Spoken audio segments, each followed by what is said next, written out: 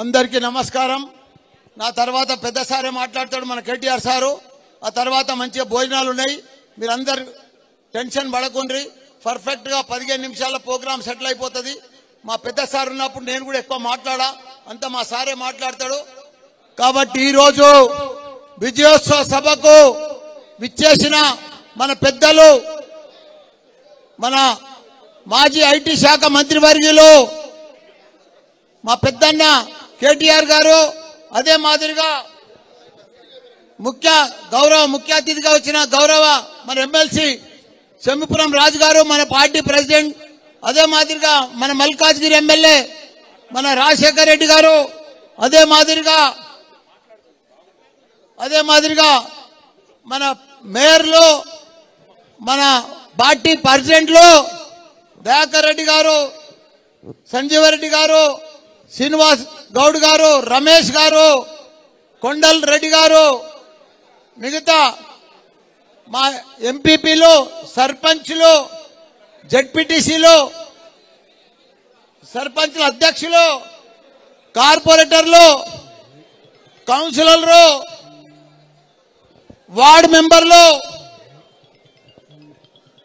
స్థానిక మా ధర్మ గారు, మా అక్కలు, చెల్లెళ్ళు, అన్నలు, తమ్ముళ్ళు, మా పత్రికా మిత్రులు అందరికి కూడా పేరు పేరున నా నమస్కారం। అనుభాయ్ జరా టైరో 2 మినిట్। ఈరోజు మేడ్చల్ అంటే దేశంలోనే ఒక చరిత్ర గల నియోజకవర్గం ఏదైనా ఉందంటే అది మేడ్చల్ నియోజకవర్గం। ఎందుకంటే మన బలం మనకు తెలియదు, మన శక్తి మనకు తెలియదు, మన పవర్ మనకు తెలియదు, మన తాకత్ మనకు తెలియదు। దేశంలోనే పెద్ద నియోజకవర్గం, 3 కార్పొరేషన్లు, 7 మున్సిపాలిటీలు, 61 గ్రామ పంచాయతీలున్న ఏకైక నియోజకవర్గం ఏదైనా ఉందంటే అది మన మేడ్చల్।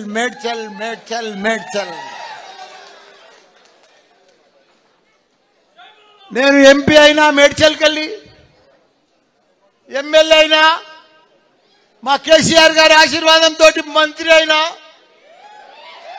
మళ్ళా ఎమ్మెల్యే అయినా మీ అందరి ఆశీర్వాదంతో 10 మున్సిపాలిటీలను, 3 కార్పొరేషన్లను, 7 మున్సిపాలిటీలను అందరినీ గెలిపించుకున్నాం। అదే మాదిరిగా జిల్లా పరిషత్ చైర్మన్ గెలిపించుకున్నాం, 44 ఎంపీటీసీలను గెలిపించుకున్నాం, 61 55 సర్పంచ్లను గెలిపించుకున్నాం, 210 మంది కార్పొరేటర్లు, కౌన్సిలర్లు ఉంటే 190 మందిని గెలిపించుకున్నాం। ప్రతిదీ కూడా 95%। నేను మంత్రి అయినాక గెలుపంతా బీఆర్ఎస్, కేసీఆర్, బీఆర్ఎస్ ఆ మాదిరిగా మేడ్చల్ని అట్లా అభివృద్ధి చేసిన। ఇప్పుడు 2 ఏళ్లు నాకు కరోనా వచ్చింది, రాష్ట్రంలో దేశంలో మొత్తం। అయినా కరోనాలో అందరినీ, పేద ప్రజలను హాస్పిటల్ కానీ మంచి చెడ్డ అన్ని ఆదుకున్నాం। మా కార్పొరేటర్లు, సర్పంచులు, ఎంపీటీసీలు, జెడ్పీటీసీలు ప్రతి ఒక్కరు కూడా ఒక సైనికుల మాదిరిగా పనిచేసి కరోనాలో కూడా మంచిగా ఆదుకున్నాం। ఆ తర్వాత గ్రామ పంచాయతీలలో డబ్బులు లేకపోతే నా సొంతం డబ్బులతోటి 61 గ్రామాలల్లో మా అక్క చెల్లెళ్లకు మట్టి అంటొద్దని ప్రతి గ్రామంలో, ప్రతి వీధిలో రోడ్లు వేపించండి మీ మల్లన్న।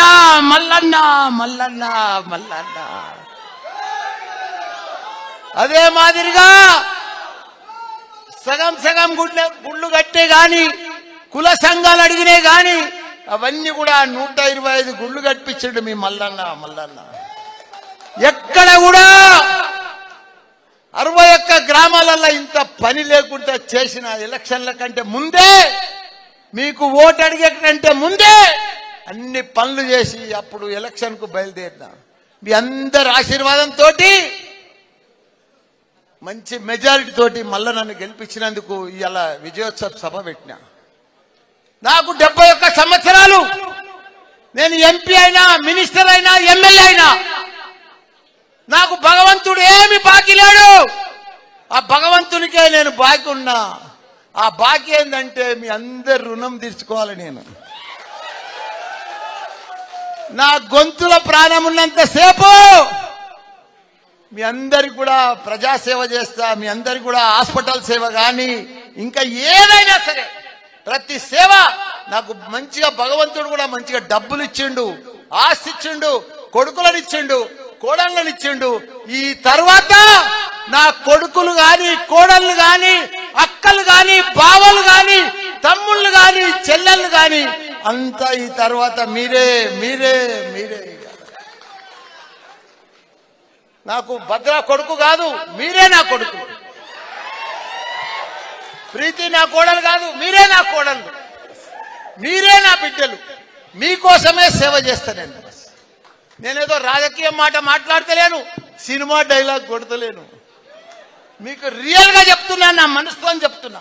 ఎందుకంటే మీకు తెలుసు ఈ 4 ఏళ్లలో మీకు ఏదైనా హాస్పిటల్ బాధ వచ్చినా క్యాంపులు పెట్టి, మీ అందరికి కూడా హెల్త్ క్యాంపులు పెట్టి, మా హాస్పిటలే కాకుండా మా అల్లుని హాస్పిటల్, మా తమ్ముని హాస్పిటల్, 4 హాస్పిటల్లో అసలు ఎక్కడా లేని రూపాయి తీసుకోకుండా మా అల్లుడు కూడా సేవ చేస్తున్నాడు. ఇవన్నీ కూడా జరుగుతూ ఉన్నాయి హాస్పిటల్లో, ఇవన్నీ చేస్తా ఉన్నాం.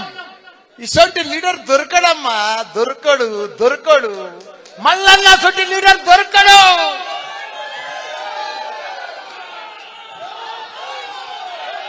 నీకు ఓపెన్ గా చెప్తున్నా, గత 30 సంవత్సరాల సంది కూడా మీరు పెద్ద పెద్ద లీడర్లను చూసిండ్రు, ఎమ్మెల్యేలను చూసిండ్రు, ఎంతో మంది వచ్చిపోయారు. కానీ ఇలాంటి మంత్రిని, ఇలాంటి మనిషిని, ఇలాంటి ఎమ్మెల్యేను మీరు చూడలే. ఎందుకంటే పనిచేసే మనుషులం. ఏదో ఆశపడి ఏదో కాంట్రాక్ట్ల కోసమో డబ్బుల కోసం ఇలా గట్టికేసా చూస్తున్నావు. 14 ఏళ్ళు అయింది ఆ ఫ్లైఓవర్ ఎవ్వడు ముట్టుకోలే. 4-5 ఎమ్మెల్యేలు మారిండ్రు.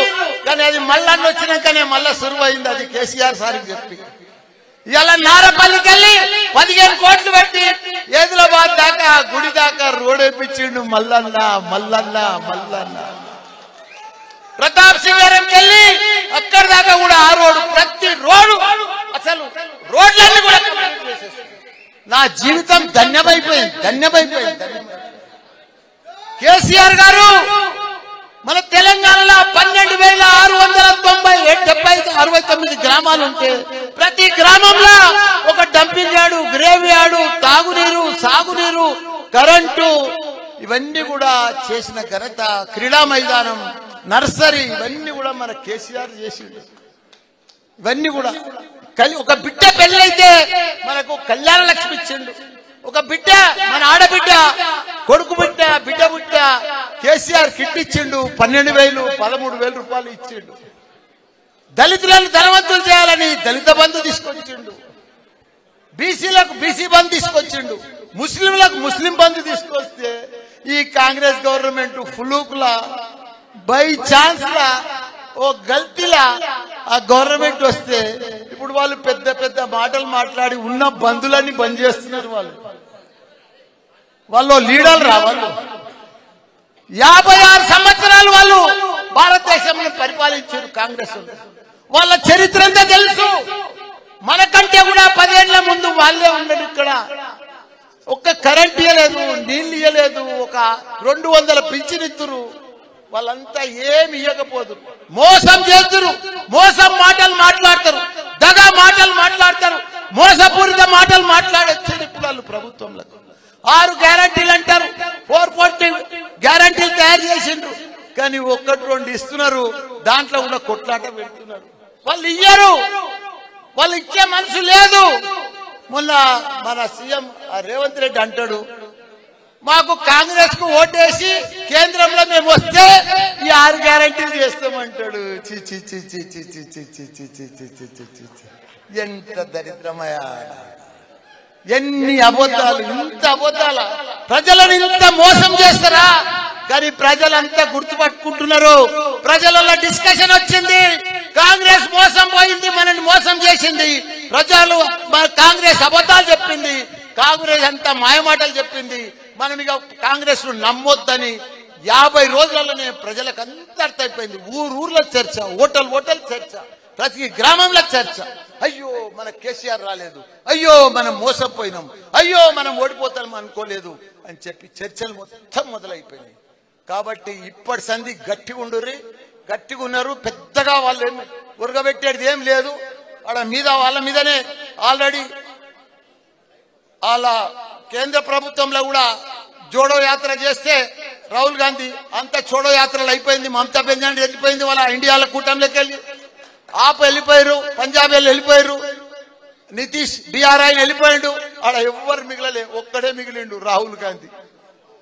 ఆయన ఎవ్వడు వస్తలేడు. ఇండియా కూటమి లేదు, పీఠమి లేదు. అంతా వాళ్ళు మనని కేసీఆర్ ను ఇన్ని అభివృద్ధులు చేస్తే మన కేసీఆర్ ను బొంద పెడతా అంటారు, మన బీఆర్ఎస్ పార్టీ బొంద పెడతా అంటారు, పని చేసిన వాళ్ళు బొందలు పెడతా అంటారు. వీళ్ళకి ఇప్పుడు బొందలు పెట్టేటోడు తయారైండా మోడీ. వీళ్ళని ఇడివాడు ఇట్లా గొంతు పిసికి పిసికి పుట్టని పిసికివాడు పిసుకుతాడు. ఆ మోడీ సంగతి వీళ్ళకి తెలుసు. ఇదివరకు పోయిన 5 ఏళ్లలోనే 8 మందిని పిసికేసాడు. ఇప్పుడు ఇంకా 3 బాకీ ఉన్నాయి. ఈసారి మొన్న ఎంపీ ఎలక్షన్స్ కాగానే పిసికి పిసికి పిసికేసాడు. వీళ్ళు అనుకుంటారు పేరుతో మేము ఉద్ధరిస్తాం, ఇడ అది చేస్తాం ఇది చేస్తాం అనుకుంటారు, కానీ ఏమీ చేయలేరు. ఎందుకంటే కాంగ్రెస్ సంగతి అంతా మనకు తెలుసు, కాంగ్రెస్ ఎమ్మెల్యేల సంగతి తెలుసు, ఇప్పుడు గెలిచిన వాళ్ళ సంగతి తెలుసు. ఇప్పుడు ఏమంటారు, మాకు ఏం అప్పులు చేసిపోయిందంటారు. అభివృద్ధి చేసినప్పుడు కాళేశ్వరం ఎవడు కట్టిండు? 46,000 చెరువులు ఇలా మే జూన్లో నిండు కుండ లెక్క ఉంటున్నాయి, గలగలలాడుతున్నాయి. ఎక్కడ చూసినా చేపలు. మన బెస్తోళ్ళు, మన ముదిరాజు సోదరులు పైసలే పైసలు, పైసలే పైసలు. ఇలా కుర్బోళ్లకు ఆయనతో గొర్రెలు బంధు, బెస్తోళ్లకు ముదిరాజులకు చేపలు బంధు. ఇక అన్ని బందేగా ఇడికెళ్ళి మీకు ఏది వచ్చేది లేదు. మనం కేసీఆర్ గారు ఎన్ని స్కీమ్లు ఇచ్చారో అవన్నీ కూడా వాళ్ళు బంద్ చేసుకుంటూనే ఉంటారు. అరే దమ్ముంది కదా, 4,000 ఇస్తాన్నావు కదా, ఆన్లైన్ లో మనకు ఆ పింఛన్ వస్తలేదా? 2,000 మనం ఇస్తూనే ఉన్నాం.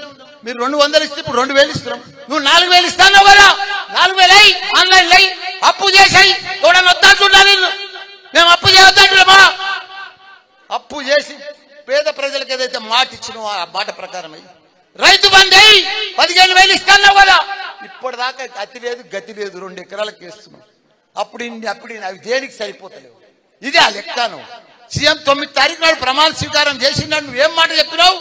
రాకముందుకు ఏం మాటలు చెప్పినావు? నేను 9 తారీఖు అన్నీ చేస్తా, ఇందిరమ్మ సోనియమ్మ రాజ్యం అన్నావు. ఏది రాజ్యం? ఎక్కడ రాజ్యం? పైసలే లేవు. ఉన్నాయని ఎప్పుడు వచ్చినాయని వాళ్ళు ఏమంటారు? ఇంకా మేము లంక బిందెలు వచ్చి ఉంటాయని అనుకున్నాము, మాకు ఉట్టి బిందెలు. లంక బిందెలు పెట్టిపోతే వీళ్ళంతా పంచుకుందరు. ఇక మంత్రులు మంచి ఒక్కరికి అవగాహన లేదు, ఒక్కరికి అడ్మినిస్ట్రేషన్ లేదు, ఒక్కరికి కరెక్ట్ పరిపాలన తెలియదు. మన సీఎం కేసీఆర్ ఒక గొప్ప మహాత్ముడా. 40 ఏళ్ళు చరిత్ర ఉన్నది ఆయనకు, రాజకీయం చరిత్ర. 40 ఏళ్ల సంది ఆయన ఎంపీ చేసిండు, ఎమ్మెల్యే చేసిండు, తెలంగాణ తెచ్చిండు, కొట్లాడిండు, సత్యదాకా కొన ప్రాణం దాకా మనం పోయి తెలంగాణ తీసుకొచ్చిండు. అసలు ఆయనను పట్టుకొని రకరకాల మాటలు మాట్లాడుతున్నారు. ఎంత ద్రోహం, ఎంత మాయమాట. ఇదే వాళ్ళ మర్యాద, ఇదే వాళ్ళ క్రమశిక్షణ, ఇదే వాళ్ళ పార్టీ లక్షణాలు. అభివృద్ధి చేసినానే చంపుతారు, అభివృద్ధి చేసినానే బొందబెడతారు. ఎంత ద్రోహం. పైన భగవంతుడు ఉన్నాడు, జల్దీ మిమ్మల్ని బొందబెట్టేటోడు తయారై ఉన్నాడా? మీరు అవన్నీ మాటలు మాట్లాడొద్దు. మీరు ఇచ్చిన గ్యారంటీలు ఇవ్వండి, మేము ప్రజలలో ఉంటాం. తప్పకుండా వాళ్ళ మీద వీళ్ళ మీద కేసులు పెడుతున్నారు, కేసులకు భయపడం. నేను అక్కలు చెల్లెళ్ళు మీ అందరికి కూడా నేను వాచ్మెన్ లెక్క పనిచేస్తా, మీ ఎంబడే ఉంటా. నాకు వేరే పనేం లేదు. మిమ్మల్ని కాపాడుకునే బాధ్యత నాదే. వాడో వీడో చిట్రగాడు బొట్రగాడు వస్తే ఎవరికి భయపడేది లేదు. తప్పకుండా మన కేటీఆర్ ఉన్నాడు, కేసీఆర్ ఉన్నాడు, అందరం ఉన్నాం. నేనున్నా, మీ మల్లన్న ఉన్నాడు. ఇంకా కాని పనులు కూడా నా సొంతం డబ్బులతోనైనా మీకు చేసి పెట్టే బాధ్యత నాదే అని కూడా మీ అందరికి కూడా మనవి చేస్తున్నా. మీ అందరు కూడా ధైర్యంగా ఉండాలి. ఇవాళ ఇంత పెద్ద సభ, ఇంత పెద్ద గట్కేసర్లా ఇంత పెద్ద విజయ సభకు మీరందరికి వచ్చినందుకు మీ అందరికి కూడా పాదాభినందనం. జై తెలంగాణ. ఇప్పుడు మన పెద్దలు గౌరవనీయులు డైనమిక్ లీడర్ మన కేటీఆర్ గారు మాట్లాడవలసిందిగా కోరుతున్నా. అందరికి మంచి భోజనం ఉంటుంది, జర ఉరుకులాడకుండ్రి. మీ అందరితోటి కూడా కేటీఆర్ సార్ భోజనం చేస్తాడు, మీరు ఉరుకులాడకుండ్రి.